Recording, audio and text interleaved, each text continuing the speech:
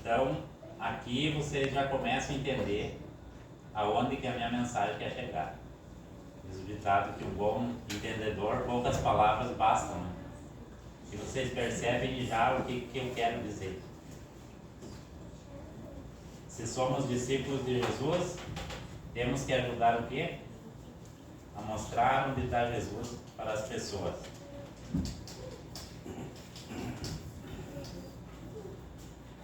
Queria que vocês voltassem um pouquinho no capítulo 1 de João. Só vira a folha aí, de João 12, no versículo 1 de João 12. Que parece que havia uma agitação muito forte em Jerusalém, né? Porque muitas pessoas iam para lá para conhecer Jesus e parece que Jesus não ia estar na festa. Mas como assim uma festa da Páscoa sem Jesus? Aí não pode, né?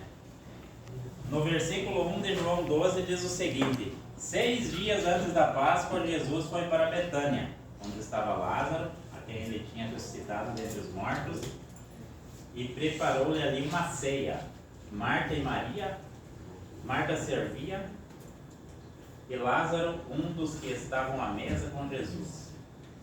Então Maria, pegando um frasco de perfume de nardo puro, muito precioso, ungiu os pés de Jesus. O que acontece?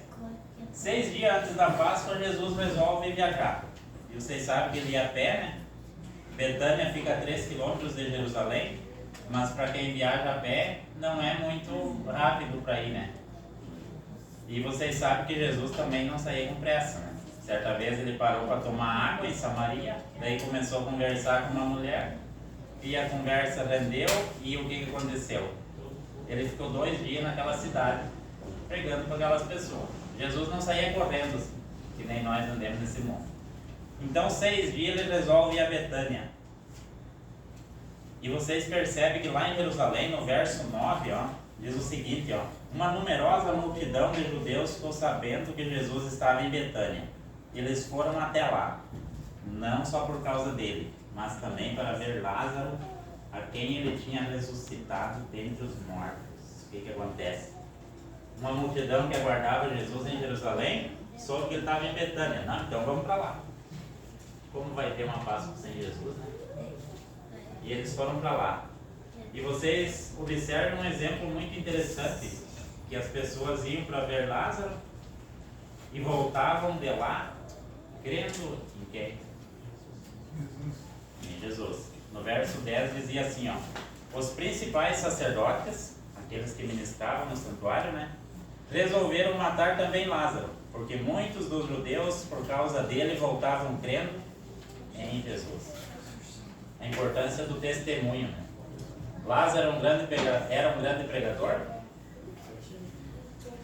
Lázaro era um discípulo de Jesus? Dos 12?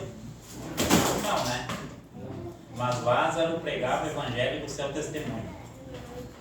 Hoje, todos nós aqui, nem todos são pregadores, nem todos vieram aqui com certeza passar uma mensagem, mas todos têm um testemunho para dar sobre o que Jesus fez em sua vida. E muitas vezes a conversão dessas pessoas que estão lá no mundo, ela acontece pelo nosso testemunho. Muitas vezes não precisa nós vir aqui, ficar meia hora pregando, usando o púlpito da igreja para trazer alguém para aqui, para dentro da igreja.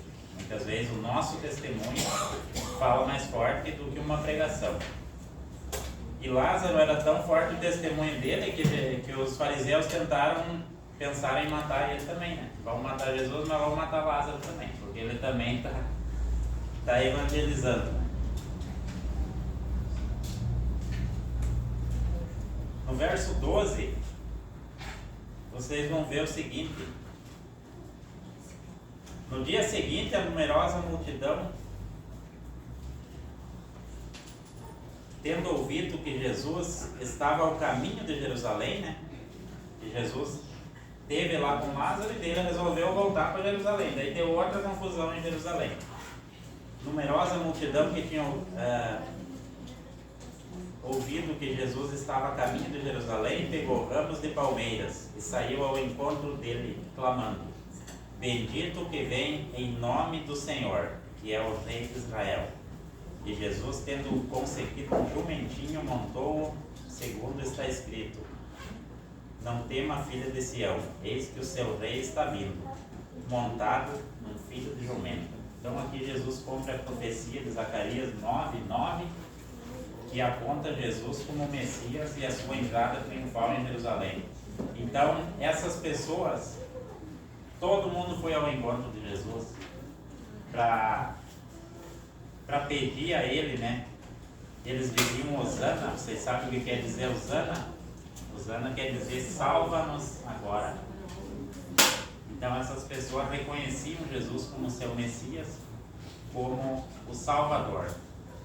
Muitas vezes a gente fala, né, o povo de Israel rejeitou Jesus. Na verdade não foi todo o povo. Até grande parte do povo, pessoas humildes, pessoas que muitas vezes não tinham acesso ao estudo da lei e das profecias, reconheceram Jesus como Messias. Reconheceram pelos seus milagres, pelas suas palavras, pela maneira amorosa que ele tratava as outras pessoas. E muitas vezes os líderes religiosos sabiam tudo da Páscoa, sabiam tudo do sábado, que nem nós sabemos. Não tem nenhuma igreja que dê aula sobre o sábado que nem a nossa. Sobre os 10 mandamentos. Nós sabemos tudo. Mas é preciso reconhecer Jesus em meio a tudo isso, para nós não correr o risco de também nos tornar um fariseu. Ele sabe tudo, sabe quando começa a escola sabatina, ele sabe qual a porta que entra para pregar, ele sabe tudo sobre o sábado, ele sabe os 10 mandamentos de cor, mas aquilo acaba virando uma carga para ele. E muitos chegam ao ponto de até abandonar o seu caminho. Eu conheço dentro da minha família pessoas que tiveram anos na igreja e deixaram. Eram todos na igreja, eles pregavam, eles cantavam, eles passavam lição, eles eram vegetarianos, eles eram veganos, mas creia uma coisa, não é isso que salva. Isso é importante, mas é preciso ver Jesus no meio de tudo isso, senão a religiosidade fica vazia. E era o que acontecia com os líderes religiosos daquela época. Jerusalém naqueles dias estava lotada de pessoas de várias partes do mundo. Estavam ali. Mas aquela festa que havia perdido o seu verdadeiro sentido, agora ganhava um motivo especial. Qual o motivo especial que começava a aparecer nessa festa da Páscoa? Jesus estaria ali, né? Agora estaria presente o verdadeiro Cordeiro Pascual, o verdadeiro Cordeiro de Deus que tira o pecado do mundo. E Jesus torna a festa da Páscoa de novo grandiosa, né? Pelas pessoas que querem vê-lo. Jerusalém vivia uma atmosfera antagônica. Enquanto haviam pessoas querendo matar Jesus durante a festa, haviam pessoas querendo ver a Jesus, querendo vê-lo, querendo ouvir, querendo tirar tempo para conversar com ele e querendo se encontrar com ele no meio da multidão. E entre eles estavam esses gregos e esses estrangeiros também, né? E israelitas também. Então havia essas duas esferas. Um povo que amava Jesus e um grupo de pessoas que odiavam Jesus. E ironicamente, os que mais buscavam Jesus eram pessoas pagãs, estrangeiros. E os que mais odiavam Jesus eram pessoas que foram criados num ambiente de adoração em um país escolhido por Deus, em um povo escolhido por Deus. Assim, os gregos que eram pagãos, idólatras, com uma numerosa diversidade de deuses pagãos, estavam ali, com uma sincera vontade de ver Jesus. Vocês sabem, né, que os gregos endeusavam o conhecimento humano, a natureza e várias outras formas de idolatria. Mas esses deuses não conseguiam satisfazer suas necessidades pessoais e espirituais. Gostaria de dizer a todos vocês que estão aqui, quantas vezes a gente se sente vazio, né? Parece que tem aquele dia que a gente se sente tão fraco na fé, a gente se sente, parece que tudo aquilo não faz sentido, né? Eu tive doente no mês de julho, que eu me queimei, uma queimadura, de tanta dor eu fiquei praticamente 2 semanas sem fazer a lição e sem ler a Bíblia. Eu não tinha força de orar, eu não conseguia, eu me senti muito fraco. E mesmo às vezes a gente não estando doente, tem aquele dia que a gente não quer ir na igreja, não quer levantar, aquele dia que parece que a gente não acredita na gente mesmo, se sente tão fraco e que nada faz sentido. Sente um vazio espiritual muito grande. E se algum de vocês já sentiu isso antes, como eu também senti, não fique triste, pois os gregos também estavam sentindo isso aí. Apesar de toda a sua multidão de deuses pagãos, tinha um Deus para cada situação, né? Um Deus para isso, um para aquilo, mas mesmo assim, com toda a sua religiosidade, eles estavam se sentindo vazio e necessitados de conhecer Jesus. O lugar de Jesus ninguém completa no ser humano. Nós fomos criados por Deus e fomos criados para adorar. Nós temos dentro de nós a natureza pecaminosa, que vocês sabem, mas nós temos também aquela parte que nós pertencemos a Deus. Nós temos o desejo de viver eternamente, que vem de Deus. Ninguém quer morrer aqui, né?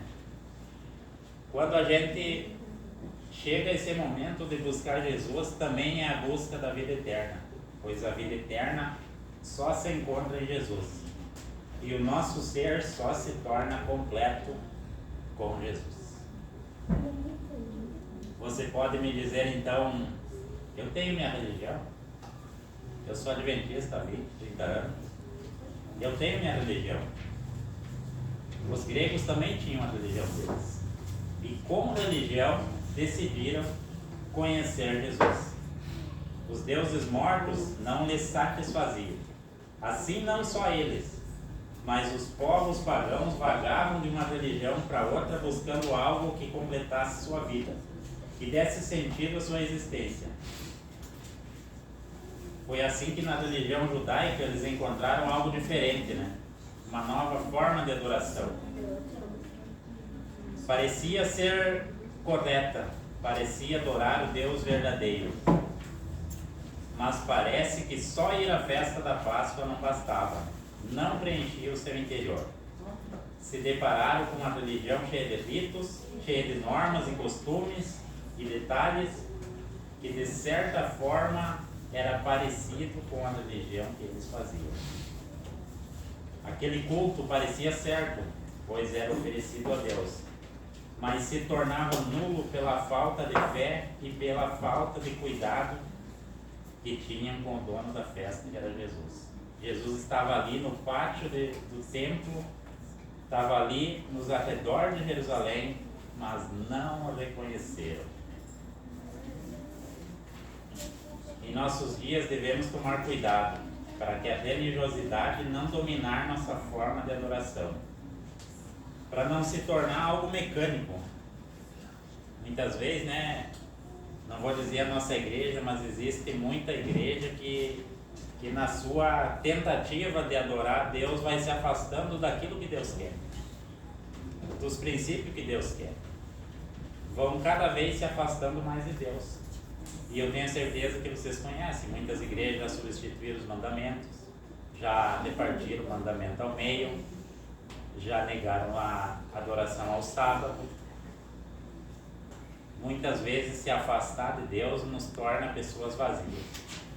Pessoas que ali faz todo aquele ritual de adoração, aquela cerimônia, aquele teatro, mas que por dentro não tem nada. Por dentro não tem diferença nenhuma dos gregos.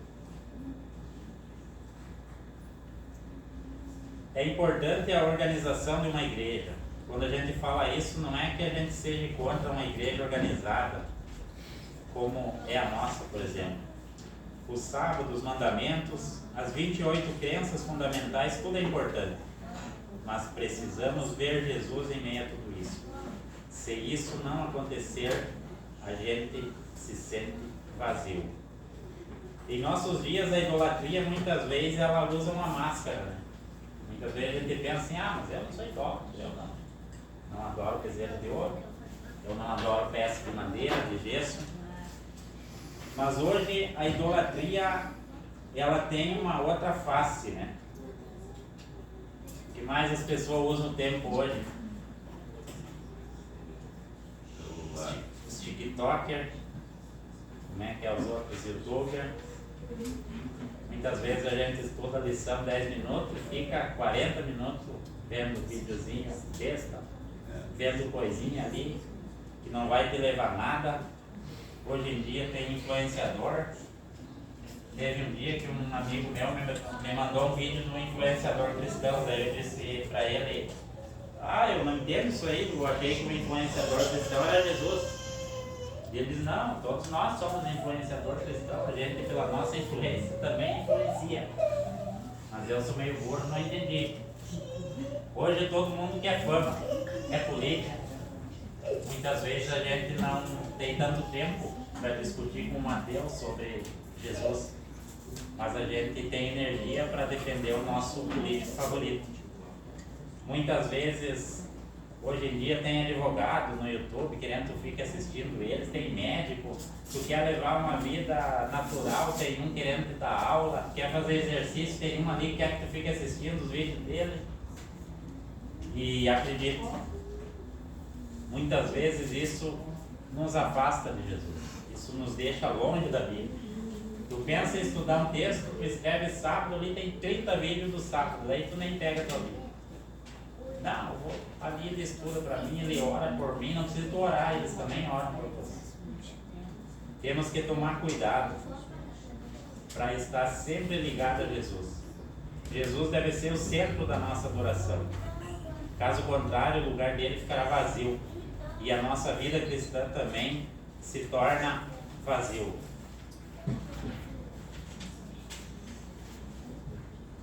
Percebo nesse texto uma das coisas que me chama a atenção: 3 tipos de pessoas que estavam no pátio de Jerusalém. Os fariseus, né, como eu já falei, que sabiam tudo da Páscoa, sabiam sua história de libertação do povo do Egito. Eles sabiam tudo da lei, do sábado, dos sacrifícios, o funcionamento do templo, a adoração. No entanto, não reconheceram o verdadeiro Cordeiro de Deus que estava ali. Nem entenderam a voz do próprio Deus que falou e se fez ouvir naquele dia. Jesus veio para dar sentido àquele livro. Jesus veio para mostrar assim, aquele cordeiro que era morto lá, sou eu. Ele apenas apontava para mim. Mas os líderes religiosos não viram, os sacerdotes não entenderam. O segundo tipo de pessoa, os gregos, né, e demais que queriam ver Jesus. A Bíblia fala que numerosa multidão saiu ao encontro de Jesus, ali com ramos de palmeira, né, reconhecendo ele como Messias. Talvez aquelas pessoas não tinham uma grande fé como a de Abraão, mas elas tinham a fé de Tomé, que reconheceu Senhor meu e Deus meu. Pessoas de várias partes do mundo estavam ali para conhecer e ter contato com o verdadeiro Cordeiro de Deus que tira o pecado do mundo.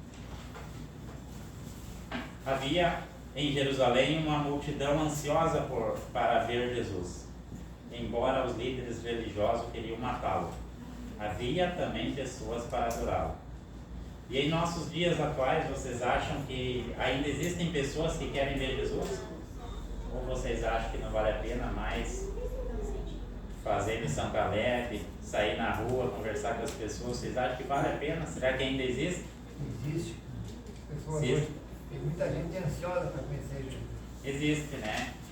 E graças a Deus que existe, né? Deus dá continuidade ao seu plano de salvação em nossos dias, né? E essas pessoas, como a gente falou no começo, elas vão procurar lugares de adoração a Jesus e vão procurar também pessoas que adoram Jesus. E o terceiro tipo de pessoas são os discípulos de Jesus, em especial a Filipe, né? A Bíblia fala que os gregos se dirigiram a Filipe de Betsaida. A Bíblia fala em Betsaida, que é a cidade de Filipe. Possivelmente os gregos o conheceram nessa cidade. Possivelmente ele já havia tido contato com eles, porque senão essa referência não estaria na Bíblia, né? A Bíblia é um livro inspirado do início ao fim. Você não vai conseguir achar uma frase ou uma palavra na Bíblia que não tenha inspiração de Deus. Então eu acredito que quando fala Felipe de Betsaida, era porque os gregos talvez o conhecessem dessa cidade. Já tinham contato com ele. E por já o conhecerem, pediram para que ele lhes mostrasse Jesus. Felipe também foi abençoado, né, quando ele levou o entendimento ao eunuco que vinha lendo a profecia do profeta Isaías, né, que está lá em Atos 8:32, se não me lembro, em que o eunuco vinha viajando, lendo aquela profecia e não entendia. E Felipe foi transportado em espírito para explicar essa profecia. E Felipe também o batizou, né? Felipe também batiza esse eunuco nas águas do rio, né? Antes de deixar ele. Então Felipe era um discípulo muito usado por Deus naquela época, né? E com certeza ele tem a sua parte nessa conversão, né? Nesse processo que Jesus é apresentado a esses povos, né?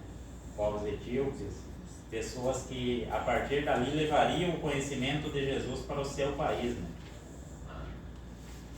O que mais importa nessa parte, uma pergunta que eu queria fazer para vocês: quantos Felipes há nessa igreja que tem a missão de mostrar Jesus às pessoas?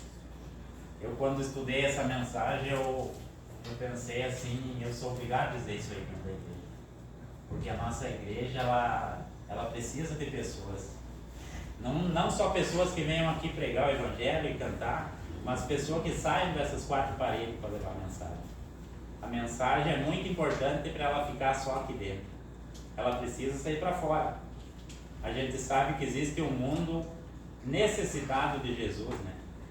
A fotografia do mundo lá fora é violência, é droga, é facção, é crime, é marginalidade, é prostituição, é infidelidade. O mundo está cheio, né? E enquanto tem pessoas que não se preocupam em conhecer Jesus, tem pessoas sinceras que querem conhecer Jesus. Mas para eles conhecerem, eles precisam de conhecer os discípulos de Jesus. E quando eu fiz a mensagem, eu pensei, eu preciso dizer quantos Filipes há na nossa igreja que querem mostrar Jesus às pessoas. E naquele dia também eu pedi que Deus me transformasse num Felipe também. Que Deus me ajudasse a ser um discípulo que ajuda a mostrar Jesus às pessoas. Hoje em dia há pessoas sinceras como os gregos e o eunuco etíope, querendo conhecer Jesus. Mas normalmente, quando alguém quer conhecer Jesus, ele procura outro alguém que já conhece Jesus. No caso ali, eles procuraram Felipe, né? Mas e será que nós, como discípulos de Jesus, somos reconhecidos lá fora como discípulos, ou é só aqui dentro que a gente é muito cristão? Será que nós somos o cristão verdadeiro aqui e fora da igreja, ou somos aqueles cristãos de duas faces, ou como alguns dizem, de dois guarda-roupa, que tem uma roupa para ir na igreja e uma roupa para ir para o mundo? Se a gente for assim, as pessoas lá do mundo não vão nunca chegar até Jesus, porque eles não vão reconhecer em nós um Felipe. Eles não vão olhar para nós e ver o discípulo de Jesus. Tu vai dizer assim, eu sou cristão, ele vai dizer, nossa, nem imaginei, sabe que tu nem parece. Nunca me passou pela cabeça que tu é um cristão. Isso é lamentável se nós chegar ao ponto de alguém dizer para nós, tomara que nunca diga. Mas nós devemos ser o mesmo aqui. Um discípulo deve estar onde o seu mestre falou. Repare lá tem um trecho que Jesus fala assim, se alguém me serve, siga-me. João 12:26. Depois que ele fala, né, quem ama a sua vida perdê-la, ele diz, se alguém me serve, siga-me. E onde eu estou, ali estará o meu servo. E se alguém me servir, meu Pai o honrará. Onde Jesus andou, você também deve andar como servo de Jesus. Se Jesus visitou os doentes, nós também devemos visitar.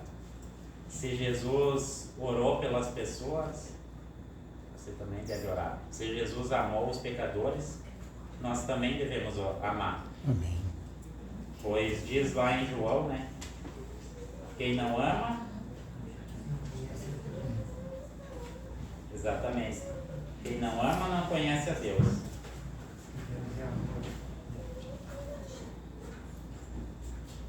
Deixa eu só achar o versículo aqui. É 1 João, eu acho.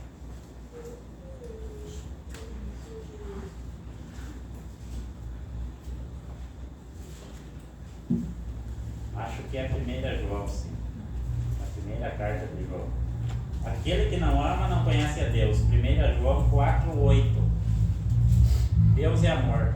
Se quisermos ser discípulos dele, teremos que amar e buscar as pessoas que querem conhecer a Jesus. Você pode ser um Felipe nesse ano. Você pode dar estudo bíblico. Você pode cantar. Você pode pregar aqui uma mensagem. Na nossa igreja lá em São Pedro também, vocês estão convidados, quem quiser levar a mensagem. E você pode principalmente testemunhar. Essa é a maior pregação que pode existir. Falar da transformação que Jesus operou em você.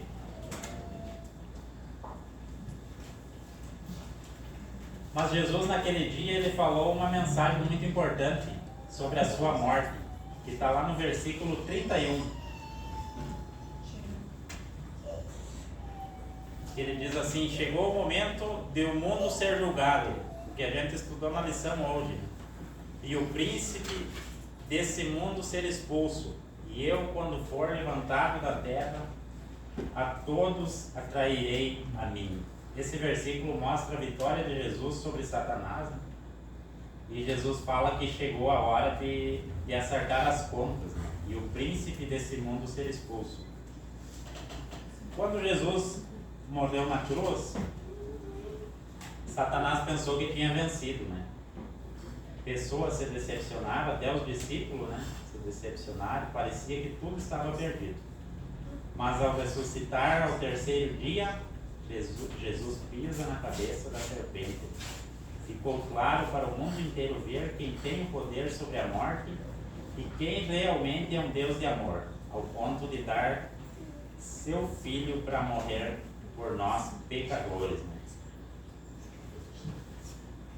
Talvez hoje a gente converse com pessoas que estão decepcionadas, né? E desiludidas com esse mundo.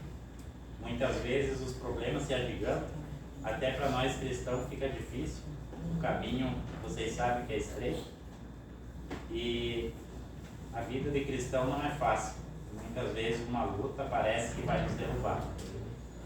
Se por acaso alguém está se sentindo assim, queria dizer o que os irmãos falaram na lição de cedo, né? Que você está lutando contra um inimigo derrotado.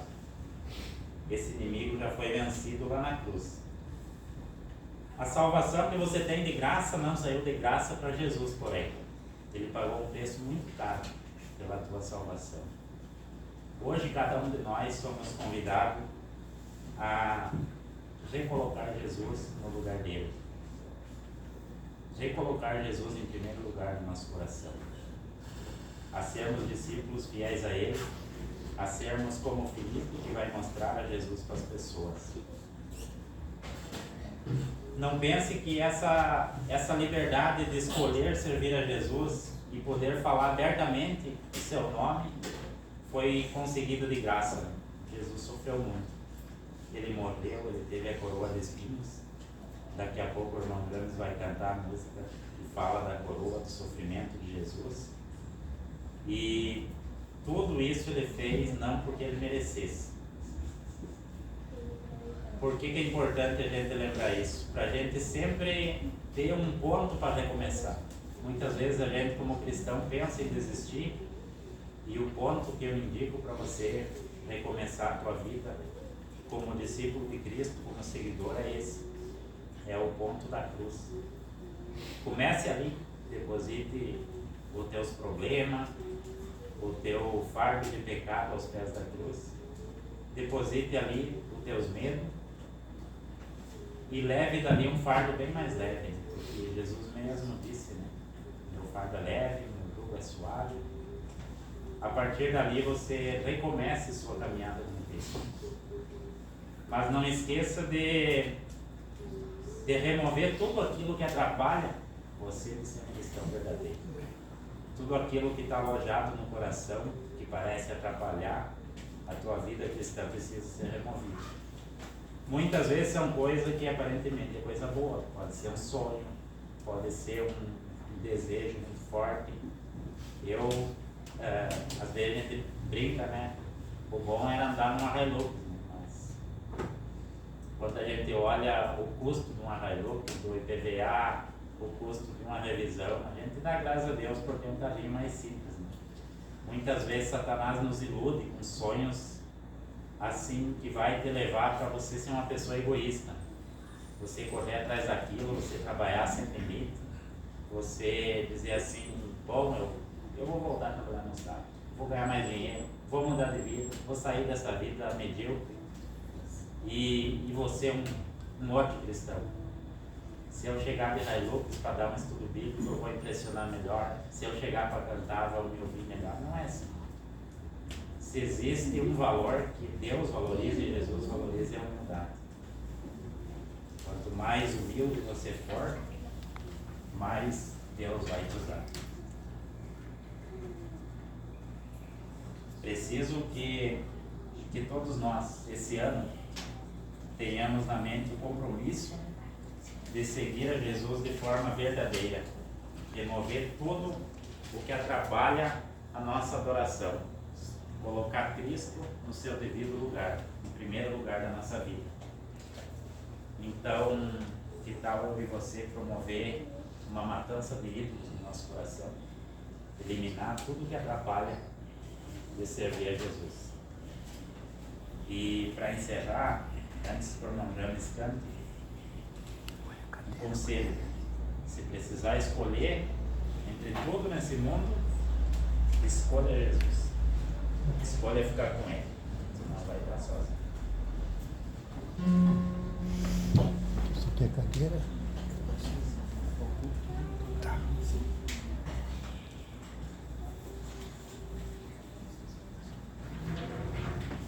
De pé ou quer uma cadeira, irmão Jones? De pé.